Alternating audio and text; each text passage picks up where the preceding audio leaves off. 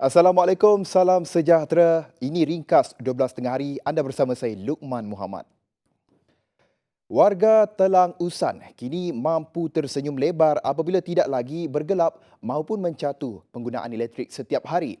Sesuatu yang mustahil sebelum ini bagi lebih 6,000 penduduk di 13 rumah panjang di sini. Namun ia kini menjadi realiti. Mereka menikmati bekalan elektrik 24 jam hasil inisiatif kerajaan negeri melalui skim bekalan elektrik alternatif luar bandar Sarawak SARES. Wartawan TVS Iqbal Yusof yang berada di Long Pilah Baram semalam ada butirannya.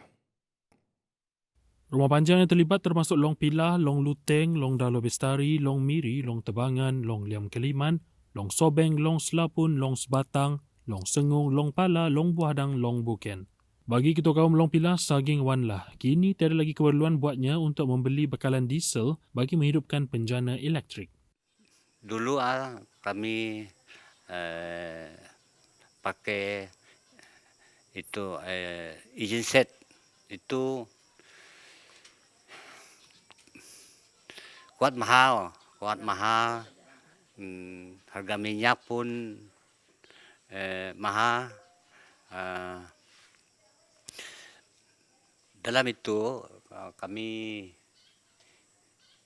saya lah satu bulan kira 300 lebih ringgit bayar minyak.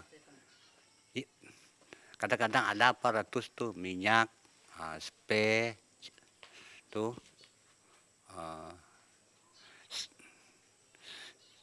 Sekarang ya dah bagus, kuat bagus.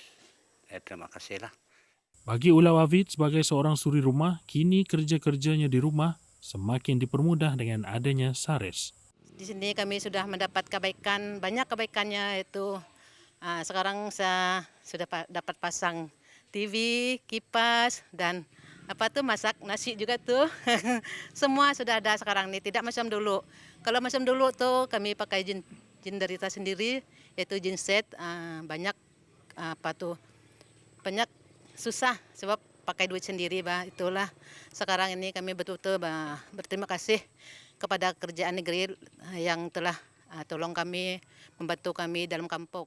Menurut Ngau Jawan pula, ini sememangnya satu kebanggaan buat penduduk setempat, lebih-lebih lagi di Ulu Baram. Ya, ini SARES kami sangat bangga lah kerana kami ada 24 jam elektrik ada di kampung kami di Long Pilah.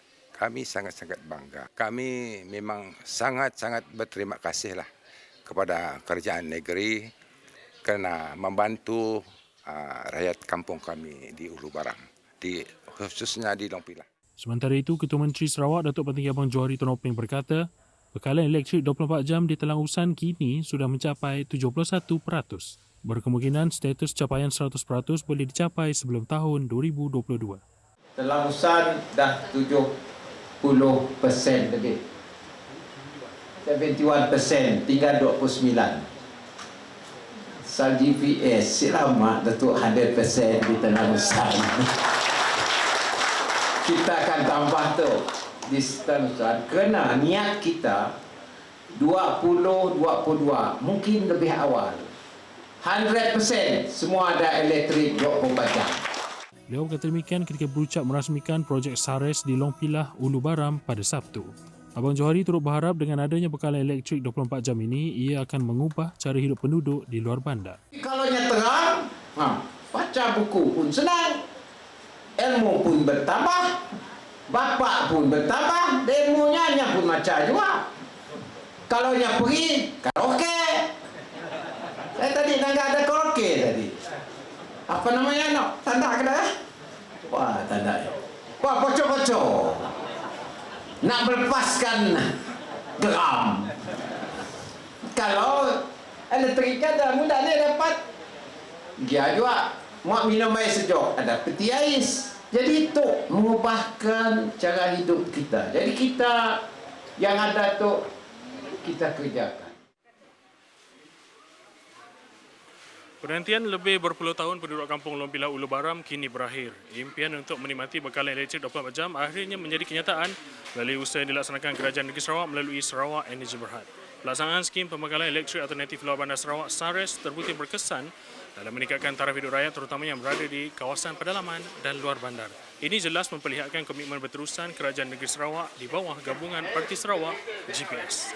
Iqbal Yusof bersama juru kamera Zain Hashim melaporkan untuk TBS dari Ulu Baram. Sementara itu, Ketua Menteri turut meluluskan peruntukan berjumlah 16 juta ringgit untuk melaksanakan 2 projek pembangunan di Telang Usan. Projek pertama melibatkan pusat rekreasi bernilai 15 juta ringgit yang akan dibina di Pusat Pertubuhan Luar Bandar RGC Long Lama Baram. Manakala projek kedua yang bernilai 1 juta ringgit melibatkan projek sistem pulung masik tagang di Sungai Belingan. Sport kompleks saya telah meluluskan akan dibina untuk kawasan daerah Telang Usan. Untuk daerah Telang Usan. Dan YB dengan pihak Kementerian Belia dan Sukan akan mengenal pasti tempatnya lah. Untuk daerah Telang Usan yang berharga mengikut YB 15 juta. Kita akan bangunkan. Yang satu lagi ialah apa yang dipohonkan di dalam surat tadi dari sudut master plan Kampung Long Pilah 1 juta. Yang dua itu kita luluskan. Akan dibangunkan selepas ini. Terdahulu, Adun Telang Usan Dennis Ngau berkata di kawasannya pusat rekreasi amat diperlukan untuk memenuhi permintaan dari sudut kemudahan penganjuran aktiviti belia. Kami nak memohon sekiranya Yang Berhormat dapat meluluskan pembinaan sebuah sport kompleks di RGC Long Lama ataupun Pekan Long Lama. Ya. Saya telah membawa permohonan ini kepada pengetahuan Yang Berhormat Datuk Karim Rahman Hamzah, Menteri Sukan kita. Dia terus menerima setuju sebenarnya permohonan ini dan mahu meletak dia dalam rancangan Malaysia ke-12, tapi bagi saya itu agak lambat. Jadi di sini saya nak merayu mewakili semua penduduk di Telang Usan, Yang Berhormat Menteri berilah hadiah ini kepada kami hari inilah pembinaan sebuah sport kompleks di Pekan Long Lama. Bukan untuk orang Long Lama saja, tetapi untuk sekolah, untuk gereja, untuk belia, seluruh Telang Usan mengadakan aktiviti sukan, komuniti dan sebagainya.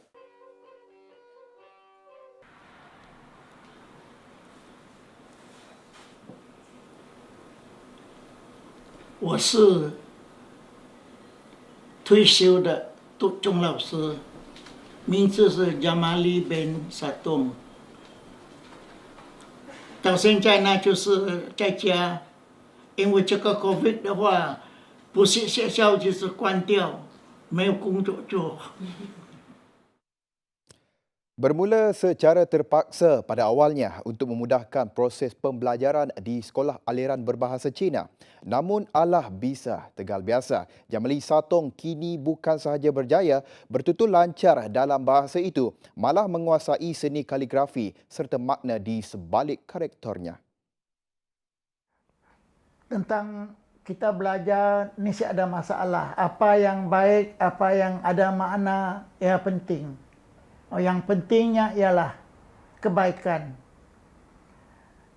Menerusi kaligrafi, kita boleh menulis sajak, puisi dan sebagainya menjadi pedoman, pandangan, nasihat kepada generasi yang akan datang. Jamali, 75 tahun, muncul anak Melayu Sarawak pertama lulus di peringkat Universiti Nanyang, Singapura pada tahun 1969 sebelum kembali menabur bakti di Sekolah Menengah Chonghua nombor 3. Menceritakan pengalamannya semasa berkhidmat selama 34 tahun sebagai pendidik, beliau pernah mengajar di beberapa sekolah di Sarawak selain Kota Kinabalu dan Perak. Namun kini beliau masih mengerah kudrat dan baktinya sebagai pengajar sambilan di sebuah pusat tuition bagi subjek Bahasa Melayu dan Geografi. Susulan pandemik COVID-19, beliau tidak lagi mengajar tetapi menghabiskan masanya dengan hobi menulis kaligrafi. Meskipun berbangsa Melayu, beliau tidak kekok untuk mempelajari seni dari komuniti lain, malah apa yang penting baginya ia memberikan kebaikan dan kelebihan kepada setiap individu yang mempelajarinya. Mesti ada masalah, cuma nyamput tulisannya aja. Tulisannya mempunyai makna yang tersendiri. Perkataan yang kita pakai, bait-bait saja yang kita tulis, menaruh perasaan, anggapan, pandangan, malah masa depan yang kita harap. Itu yang penting. Sebab itu generasi muda memang patut tidak kira apa bangsa.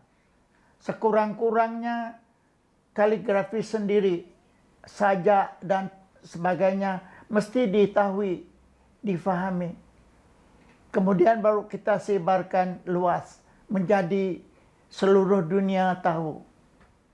Harapannya generasi muda masa kini perlu berani dan lebih terbuka untuk menambahkan pengetahuan walaupun berlainan latar belakang dan perbezaan budaya di bumi bertuah Sarawak.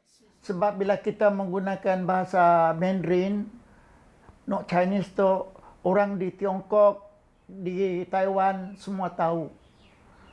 Macam bila kita menggunakan bahasa Melayu di Nusantara, di bandar-bandar yang besar, mereka faham.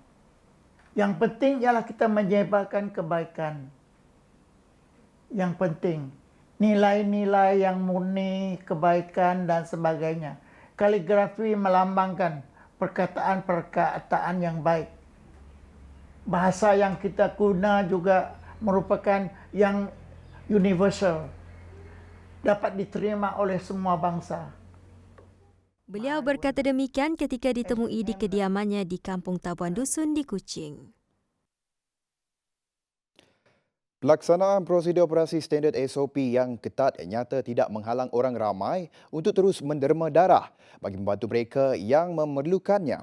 Buktinya kempen derma darah yang dianjurkan oleh organisasi Hero yang bekerjasama dengan sebuah pusat beli belah di Kuching pada Sabtu berjaya mengutip 66 beg darah jauh melepasi sasaran awalnya. Sebelum menderma, seseorang bakal penderma perlu menjalani pemeriksaan suhu, memakai pelindung muka dan memastikan penjarakan fizikal sebelum darah mereka diperiksa untuk kesesuaian. Ketegasan pihak penganjur ini bagaimanapun tidak menghalang para penderma untuk berbaris hanya untuk memastikan bekalan darah negara mencukupi. Menurut jurucakap penganjur Stephen Teo, pihaknya berasa amat terharu dengan sambutan hangat yang diterima. Yeah, today we are very happy that the blood bank coordinated with us, and then we more than exceed our target of 50 bags of blood lah. Really thankful lah, and we are thankful to the team, to everyone. Most important of all, to the donors lah, to the donors of the blood that really generously they come out in numbers to support us. Many of them are very young people. They are donating blood for the first time lah. We thank every. Baik, laporan itu tadi mengakhiri ringkas TVS untuk jam ini. Teruskan kesetiaan anda bersama kami. Saya Luqman Muhammad. Salam hormat dan jumpa lagi.